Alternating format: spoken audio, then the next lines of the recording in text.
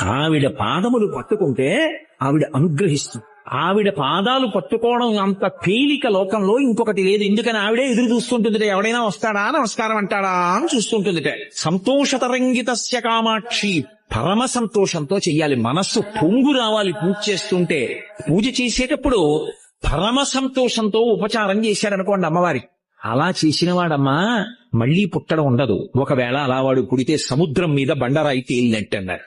అమ్మా అనొక్కసారి పిలిచి నమస్కారం చేస్తే చాలు, వెంటనే నేనున్నాను రా బిడ్డా అని అమ్మవారు కాపాడు.